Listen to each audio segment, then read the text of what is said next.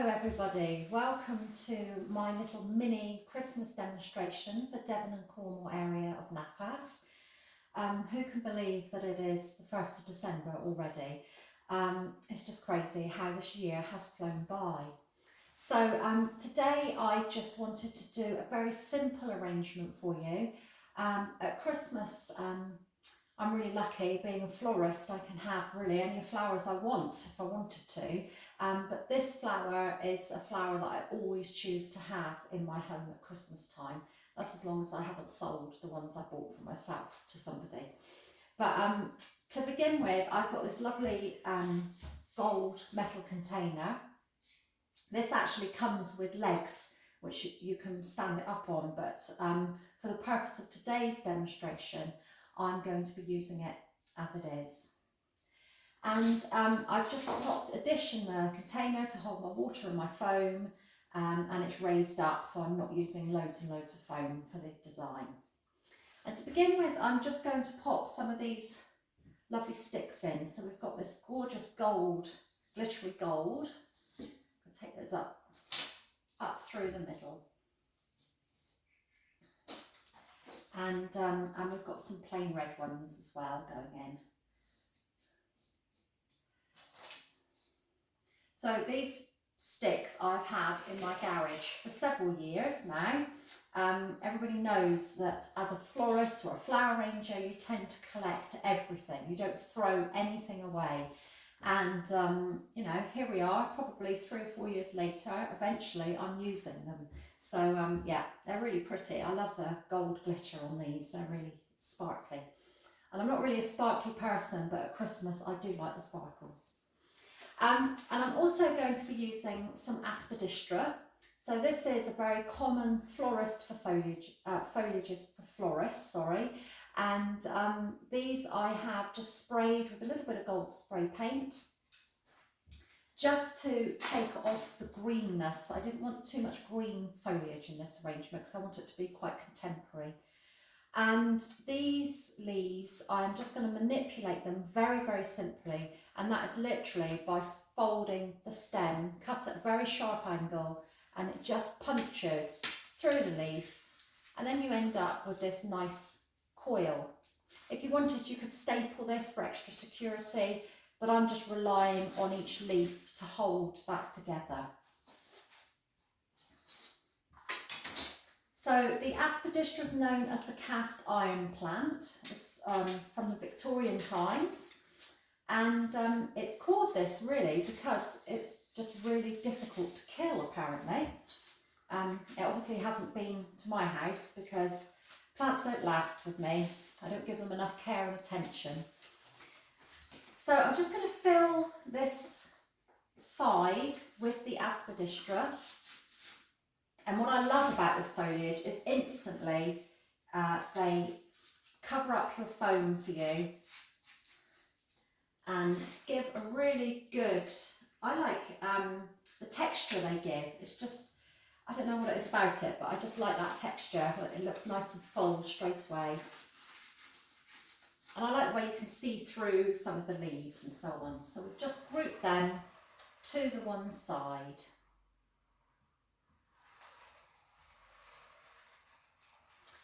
And next I'm going to pop in some more things that have come from my garage.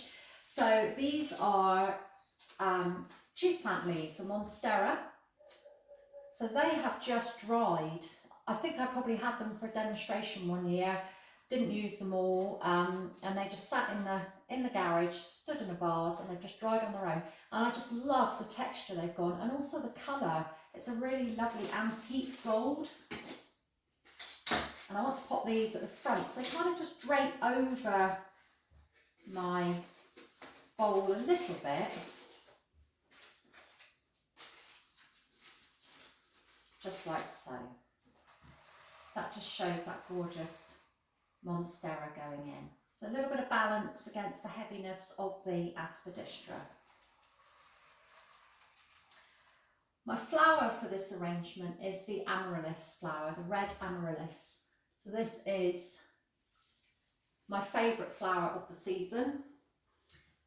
These are full open because obviously I want you to get the full advantage on the video, but they're just stunning, really, really beautiful.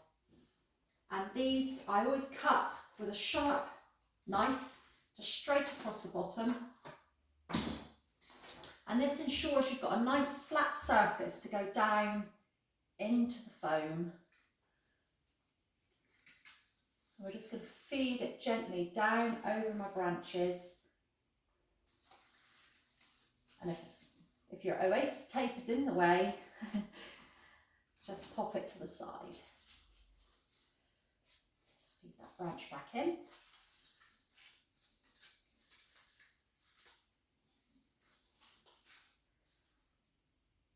So by having that nice sharp cut, you can push the stem very gently down into the foam. If you're a little bit worried and hesitant about doing that and you don't want to crack your stem, you can of course still cut it on a sharp cut, sharp flat cut. Place a stick in the foam and just feed the stem down over the stick, because all Amaryllis stems are hollow. So you literally just feed it down into your foam, and then that will support the flower. But also you only need to just be touching the foam, and as long as the foam is kept wet, the Amaryllis will take the moisture up and it'll be absolutely fine. But I'm a bit lazy at Christmas with my flower arranging. I tend to just have a few stems of flowers, and then I just pop them in a vase with a few branches, and that's it really. I never do any really, really nice arrangements for my home. It's probably because it's the last thing I want to do after our busy period for Christmas. And it always tends to be Amaryllis. So one going in the back to give us a little bit of visual balance to the back of the arrangement. And then we're going to put one nice and low down at the front. So we're taking that colour right down into the bowl, nestling in amongst the gold foliage. So you can see really, really stunning flower. And you know, it doesn't cost, yes, Amaryllis is quite expensive to buy as a flower, but just 3 and you've got a really impactful design in your home. The next foliage I'm adding is the Skimmia, and again this has been painted, so this is fresh and it's been painted. I'm just going to take this out to the back. So the Skimmia is available to florists in all colours. We get it in the gold, the silver, platinum, copper. I haven't seen any sparkly ones yet, but I'm sure there will be glittered ones.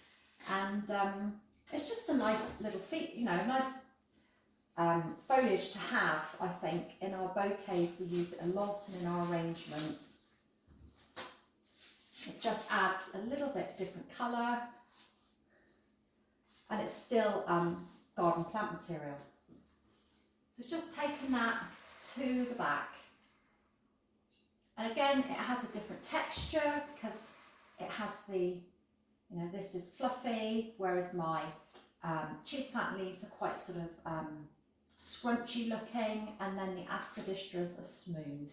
Scrunchy looking, is that a word? I don't know. So I'm just going to pop a few more of the sticks in because we like a bit of glitter.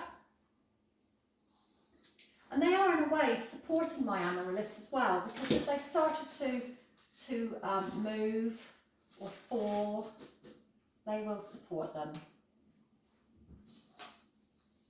I'm also going to add some baubles to this arrangement because it is Christmas after all. And there are 2 ways of wiring baubles. You can either wire just straight through the hole and just give it a twist, but you end up with a wobbly bauble like that. Whereas if you wire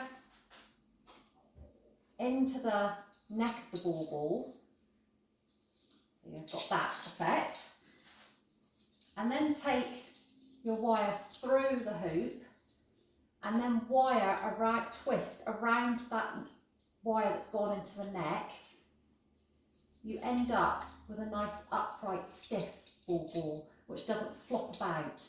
So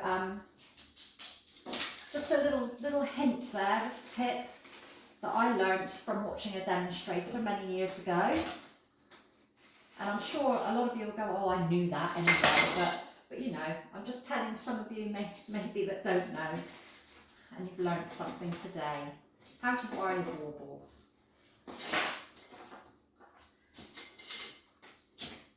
So I was approached a couple of weeks ago by a business in the town to do their Christmas decorations for them, and it's quite an exciting job because she wants me to cover her front of her business with baubles, not flowers, not foliage, but baubles.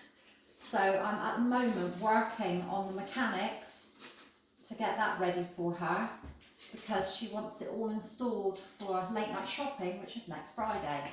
So no pressure, but I think I shall be wiring and gluing probably about 500 baubles, if not more. I may have underestimated there, but yeah, a lot of baubles are going to be prepped in this way for her display. So I think my fingers and thumbs might be a little bit sore next week. So yeah, just those baubles going in the front, just adding a little bit of glimmer at the base, which I really, really like. So a very, very simple arrangement for you today. Just using one type of flower. Of course, it doesn't have to be the Amaryllis, it could be a lily, or we could do this with carnations. But I just wanted to use these because they are my favourite, and I can't believe I'm saying it, but happy Christmas to you all, and I wish you all the best for New Year, and very much look forward to seeing you again out on the NAFAS circuit as we get back to normal. Okay, thank you.